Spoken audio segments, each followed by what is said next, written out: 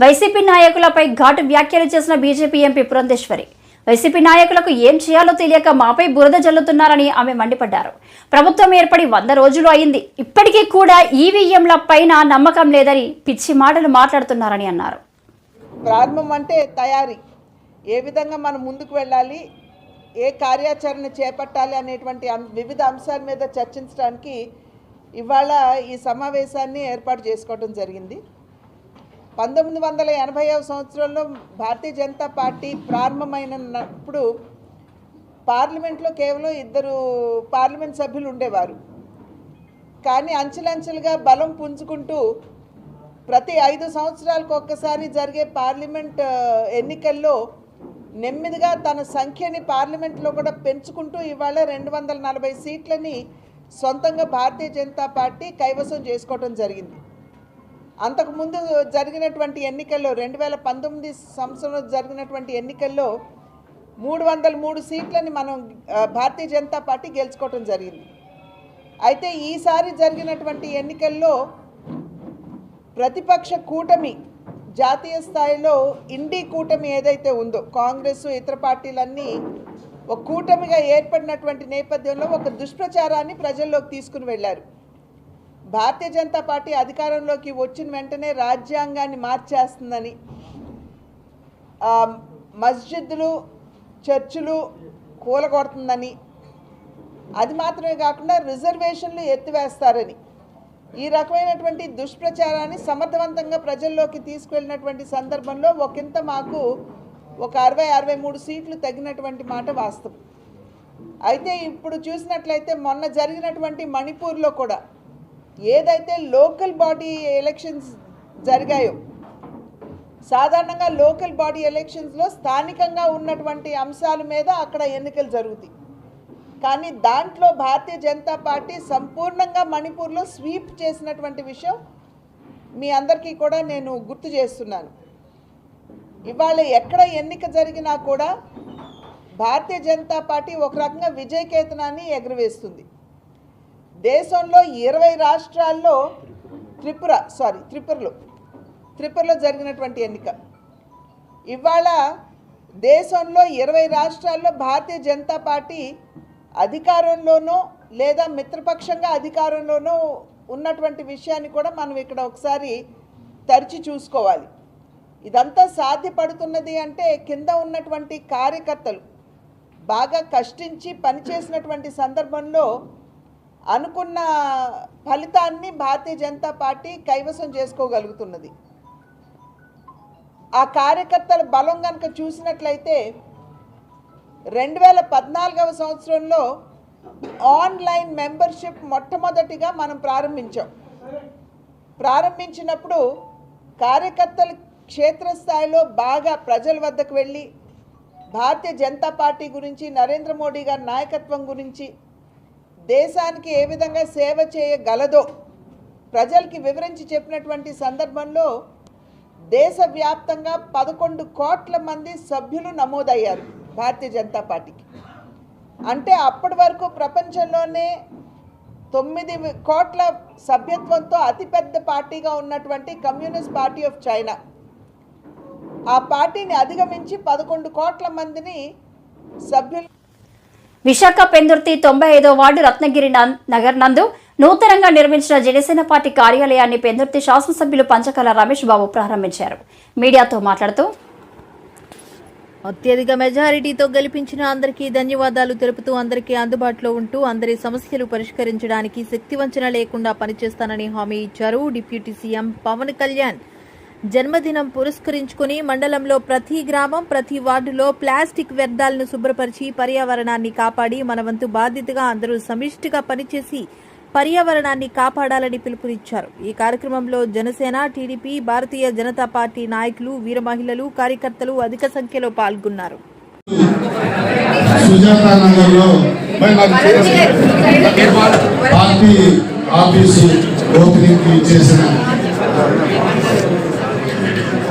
Telugu Desam, Janasena, Bharatiya Janata party నాయకులు, కార్యకర్తలు, కార్పొరేటర్లు, మండల పార్టీ అధ్యక్షులు, సర్పంచులు, ఎంపీటీసీలు, అలాగే వివిధ హోదాల్లో పార్టీ పనిచేస్తున్న సీనియర్ నాయకులందరికీ కూడా పేరు పేరున నా హృదయపూర్వక నమస్కారాలు, ధన్యవాదాలు. మరి ప్రతిరోజు కూడా గత 2.5 నెలల్లో గత 5 సంవత్సరాల నుంచి ఏ పనులు అవ్వకుండా ఇబ్బంది పడుతున్న మా క్యాడర్ అంతా కూడా ప్రతిరోజు కూడా టౌన్లోకి వచ్చి ఉదయం 7 గంటల నుంచే ఎంతో దూరం నుంచి అక్కడికి రావడం అనేది నాకు చాలా ఇబ్బందిగాను అవమానంగాను, అంటే ఇంతమంది టైం నేను వేస్ట్ చేస్తున్నానని చెప్పి ఆలోచించి 15 రోజుల నుంచి ఇక్కడ ఆఫీస్ తయారు చేయించి ఈరోజు ఇక్కడ ఆఫీస్ ఓపెన్ చేసుకోవడం జరిగింది. నేనైతే దీన్ని ఆఫీస్గా కాదు, దీన్ని నేను ఒక దేవాలయంగా భావిస్తాను. ప్రతి ఒక్క సామాన్యుడికి, కార్యకర్త నుంచి పార్టీ లీడర్ నుంచి సామాన్య ప్రజల వరకు కూడా ఏ కష్టం వచ్చినా కూడా ఇక్కడికి రావచ్చు. ప్రతి వారికి కూడా వచ్చిన ప్రతి ఒక్క వ్యక్తిని కూడా నవ్వుతూ పంపించే బాధ్యత నేను తీసుకుంటామని కూడా నేను మీకు మాటిస్తాను. అంటే ఎంతో గురుతరమైన బాధ్యత నా మీద పెట్టి రాష్ట్రంలోనే 4వ అత్యధిక మెజార్టీ ఇచ్చిన ఈ పెద్దెత్తు ప్రజలు రుణం తెచ్చుకునే విధంగానే కార్యక్రమాలు ఉంటాయండి. ఏ రోజు ఆఫీసులో 8 గంటలు ఉదయం నుంచి సాయంత్రం వరకు, మధ్యాహ్నం వరకు, లేదా మధ్యాహ్నం నుంచి సాయంత్రం వరకు, రాత్రి వరకు అనేది అవుట్డోర్కి ఎప్పుడు వెళ్తున్నాం, ఊర్లో ఉన్న రోజులు కానీ ఆఫీసులో అందుబాటులో ఉండేది కానీ ముందు రోజే అందరికీ కూడా మీడియా ద్వారా కానీ గ్రూపుల ద్వారా కానీ తెలియజేయడం అవుతుంది.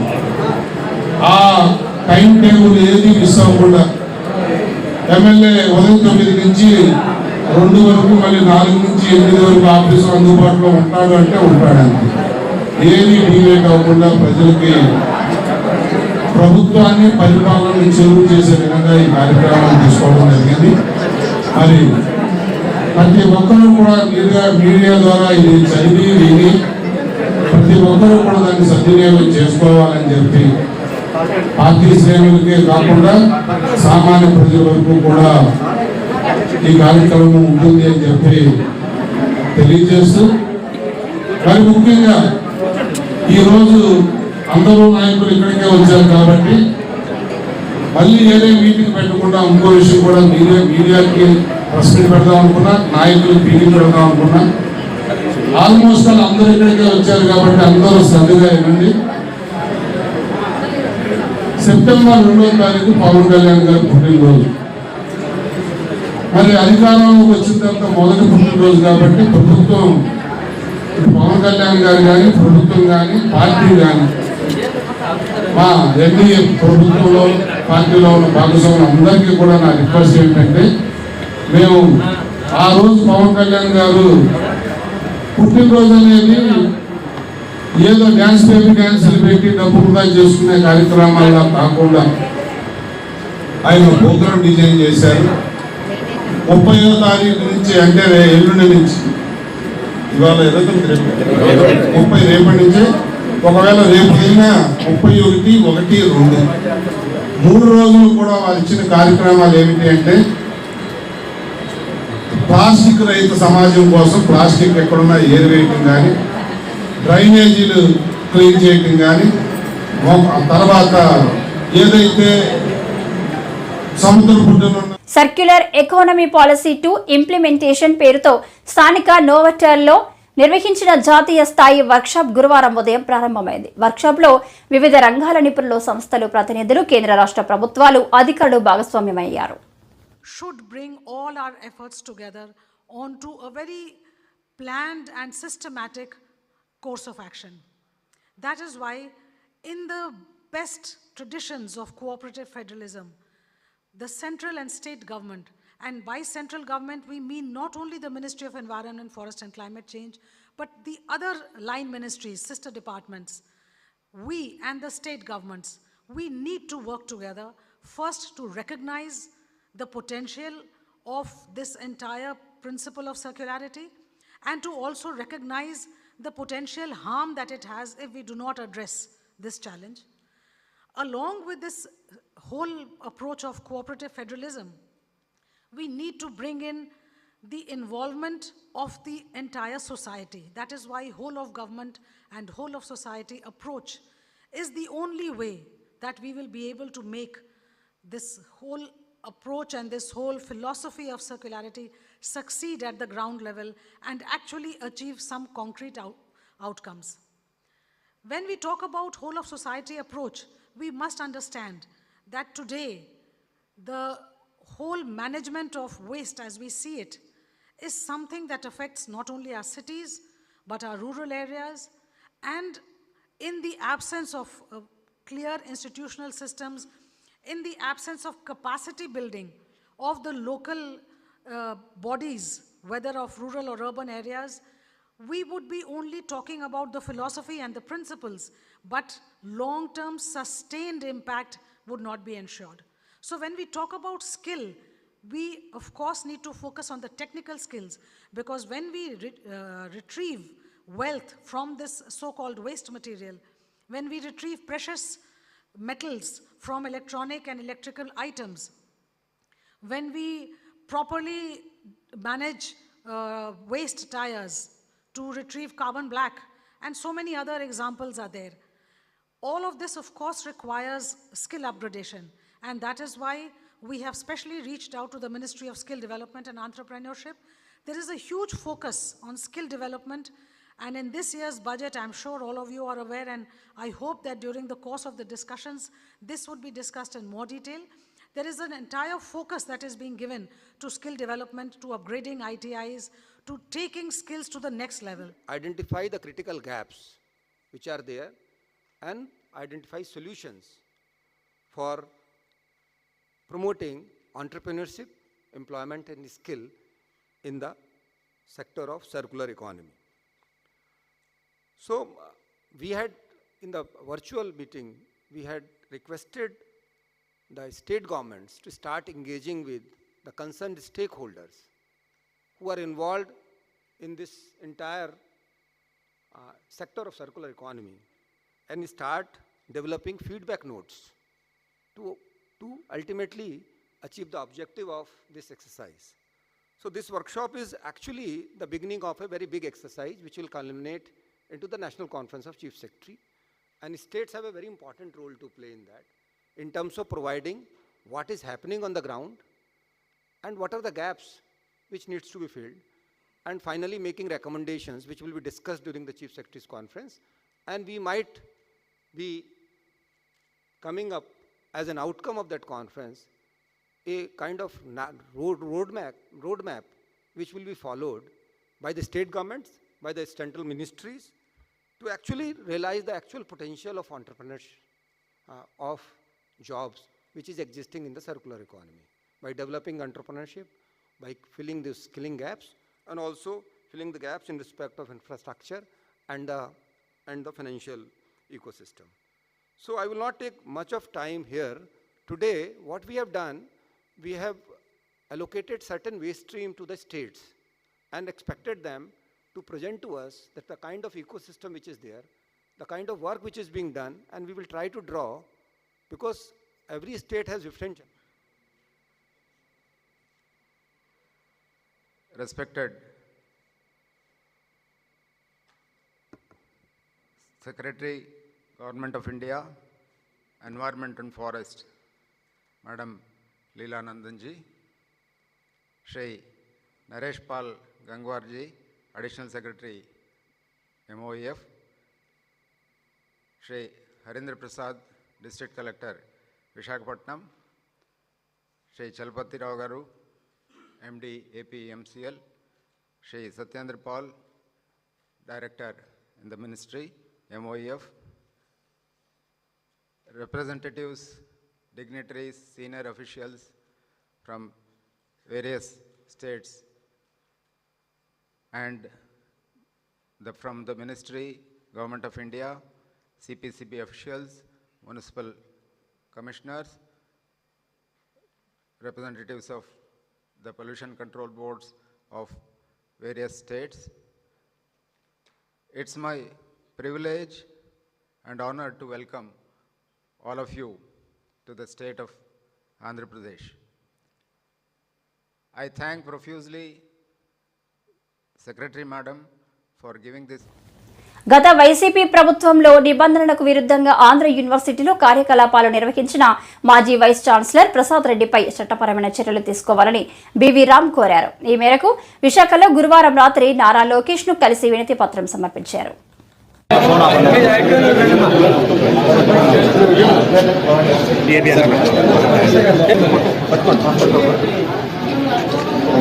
జాతీయ ప్రధాన కార్యదర్శి మరియు రాష్ట్ర మంత్రి హెచ్ఆర్డీ మినిస్టర్ నారా లోకేష్ గారిని కలవడం జరిగింది. ఒకటే కోరాం, గత ప్రభుత్వం 3 రాజధానుల పేరుతో విశాఖలో భూములు మొత్తం దోచుకున్నారని చెప్పడం జరిగింది.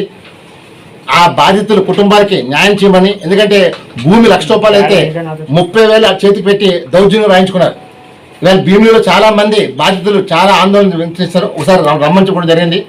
అలాగే ఆంధ్ర యూనివర్సిటీ మాజీ వీసీ ప్రసాద్ రెడ్డి గారు ఆయన హయాంలో నిధులు అవతవకలు చేశారు. అలాగే చాలా మంది ప్రొఫెసర్ని అర్హత లేకపోయినా సరే నియమించారు. కొంతమంది పిహెచ్డీ స్కాలర్షిప్ పిహెచ్డీలు కూడా ఆయన కావాల్సిన మనిషికి ఇచ్చారు. కాబట్టి ఆయన హయాంలో ఇచ్చిన అన్ని దర్యాప్తు చేసి అవన్నీ విత్డ్రా చేయడం కొట్టడం జరిగింది. అలాగే ప్రసాద్ రెడ్డి పైన చట్టపరమైన చర్యలు తీసుకుని అరెస్ట్ కొట్టడం జరిగింది. ముఖ్యంగా ఆంధ్ర యూనివర్సిటీలో రాజశేఖర్ విగ్రహం ఉంది. విశ్వవిద్యాలయంలో రాజశేఖర్ విగ్రహం ఉండటం వీల్లేదు. మరి ఎందుకు నడిపిస్తున్నారో తెలియదు. ఆ విగ్రహాన్ని తీసేమని చెప్పారు. లేకపోతే తెలుగు శక్తి త్వరలో తొలగించిపోతుందని చెప్పి చెప్తాం. ముఖ్యంగా ఇవాళ గాజువాకలో విశ్వేశ్వర నగర్లో అక్కడ అధికారులు ఇంకా మైండ్ సెట్ మారలేదు. మన ప్రభుత్వం వస్తే ప్రజా ప్రభుత్వం వస్తే సరే ప్రజలను పీడిస్తున్నారు. అక్కడ జస్ట్ 150 మీటర్లు డివైడర్లు వేసి ప్రజలు ఇబ్బంది పెడుతున్నారు. ప్రజలు మమ్మల్ని మన పార్టీని అసహించుకుంటున్నారు. మేము ఒకటే చెప్పాం, ప్రజా ప్రభుత్వం కాబట్టి ప్రజలకి ఏం కోరుకున్నారో ఒక అన్నగా, తమ్ముడుగా, కొడుకుగా, మనవడుగా మీరు చేయండి సార్. మీ వెంట ప్రజలు ఉన్నారు. ఇవాళ ఆంధ్రప్రదేశ్ ఇవాళ కూటమి ప్రభుత్వానికి 120 సీట్లు ఇచ్చారంటే కేవలం చంద్రబాబు నాయుడు విజయం లీడర్ కాబట్టి ఈ రాష్ట్రాన్ని కాపాడాలని చెప్పి పవన్ కళ్యాణ్ చంద్రబాబు కలయికతో ఆంధ్రప్రదేశ్ అభివృద్ధి చెందే ఉద్దేశంతో ప్రజలు ఓటిచ్చారు. ఇవాళ Vaikapa party red book open కోరుతున్నాను. ఎందుకంటే ఇప్పటిదాకా హేళన చేస్తున్నారు. రెడ్ బుక్ అన్నారు, ఏంటి నాకు రెడ్ బుక్ ఏదని చెప్పి హేళన చేస్తున్నారు. దయచేసి ఆ రెడ్ బుక్ ని విశాఖలో స్టార్ట్ చేయమన్నాడు కోరుగూరు శాఖ మంత్రి అమర్ని. మన పార్టీలో మనం భిక్షిస్తే ఇవాళ మన పార్టీనే తిడుతున్నాడు. గతంలో పల్లా శ్రీనివాస్ గారు బిల్డింగ్ కూల్చేసే అధికారులు ఇవాళ అమర్ బిల్డింగ్ ఇప్పుడు దాకా కొంచెం నోటీస్ ఇచ్చారు. ఏంటి అడుగుతున్నాను అంటే అధికారులు ఎందుకు కుమ్మకాస్తూ అడుగుతున్నారు అంటే మన అధికారులు ఉన్నా సరే, కేవలం అధికారులు మన ప్రభుత్వం ఉన్నా సరే అధికారులు ఇంకా వైసీపీ కుమ్మకాస్తున్నారు. దయచేసి మన ఎలాగైతే సీఎం రేవంత్ రెడ్డి గారు కూల్చారో హైదరాబాద్ లో, అలాగే అమర్ కాంప్లెక్స్ కోల్చమని చెప్పి కోరుతున్నాను. జై హింద్. జగన్ అనేవాడు రాజకీయాల్లో ఉండడం దేశానికి ప్రమాదం. ఒక చిన్న ఉదాహరణ చెప్తాను అని కియా లాంటి కంపెనీకి కూడా ఇవ్వాల్సిన రాయితీలు ఇవ్వకుండా బకాయిలు పెట్టి వెళ్లిపోతే వాళ్ళు ఈ రోజు వచ్చి ఆవేదన వ్యక్తం చేశారు అని అన్నారు. చాలా దారుణం, అంటే లెక్కలేనితనం అన్నమాట. మేము ఏమైనా చేస్తాం, అడిగితే ఎదురుదాడి చేస్తాం, పేపర్లో రాయిపిస్తాం, లేదంటే మా సాక్షి న్యూస్లో చూపిస్తాం, మా బ్లూ మీడియా ఉంది వాళ్ళు కూడా వేస్తాం. ఏంటి మీకు వాల్యూస్ లేకపోతే ఎట్లాంటి ఇవన్నీ? ఓకే, రాజకీయాలు different. You may like my ideas, my ideology, you may not like. But there is a policy. There is some ethics. Minimum ethical standards లేకుండా రాజకీయాలు చేయడం ఏంటండి? So these are all the problems I am facing. I am inherited with pain, suffering I am telling you. ఏంటి ఇలాంటి దౌర్భాగ్యమైన రాజకీయం ఏం చేయాల్సి వస్తుంది, ఇలాంటి వాళ్ళతో నేను పోరాడాల్సి వస్తుందని చెప్పి కూడా బాధ. ఇలాంటి విషయాలు మాట్లాడాల్సి వస్తుందని నమోషి. మాట్లాడకపోతే ప్రజలు అర్థం చేసుకోలేరు. ఒకప్పుడు ఉద్యమంగా చేసేవాడిని.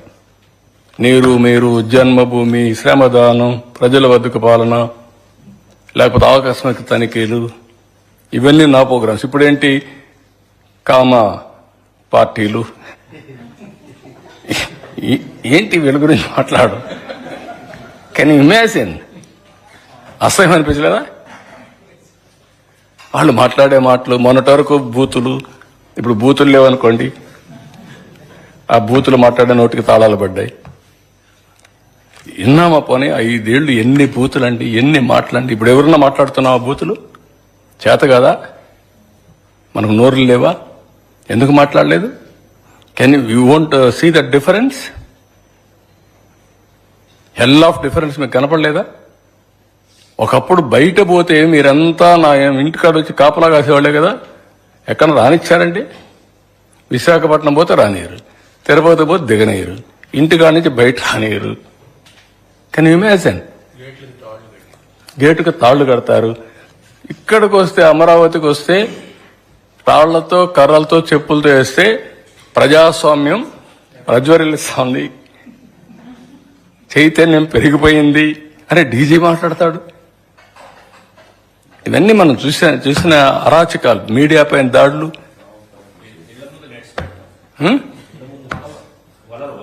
వల్ల పెట్టడం, పైన డ్రోన్స్ వేయడం, ఆడబిడ్డలుంటే ఆడబిడ్డలు బాత్రూముల్లో ఉంటే డ్రోన్స్ ఎగరేయడం, పైశాచిక ఆనందం కాకపోతే, పిచ్చితనాలు కాకపోతే ఏంటి ఇవన్నీ తలుచుకుంటే ఇవన్నీ జరుగుతాయా అని ఆశ్చర్యం అయింది మీకు అన్నాయి. కానీ మీరు మర్చిపోతే ఏంటంటే ప్రజలు కూడా మర్చిపోయేదానికి ప్రయత్నం చేస్తారు. కానీ జ్ఞాపకం చేయకపోతే ఈ భూతం అటా ఉంటుంది. ఇప్పుడు మీకు మస్కిటోస్ ఉంటాయి. ఒక సీజన్లో మస్కిటోస్ సైలెంట్ అయిపోతాయి, ఆ సీజన్ వస్తే జుమ్మని వస్తాయి, మల్టిపుల్ లావాకి వెళ్ళిపోతాయి. అది వెళ్ళిపోయి మళ్ళీ కరెక్ట్గా మీరు ఆ సీజన్ వస్తే మళ్ళీ ఓవర్ నైట్ పుట్టగొడుగులు మరి ఉన్నాయి. కొన్ని చలి ఇవి ఉంటాయి, అవి ఏమంటారు మన పల్లెటూరులో చలివెందులు ఏదో అంటారు, ఒక ఈగలు. అవి ఒక సీజన్లోనే వస్తాయి, ఒక్క వర్షం పడినప్పుడు వస్తాయి ఉసుర్లు. ఆ ఉసుర్లు అట్లా వస్తాయి. అవి కొన్ని రాయలసీమలో అయితే చాలా మంది అవి తీసుకొని తింటారు.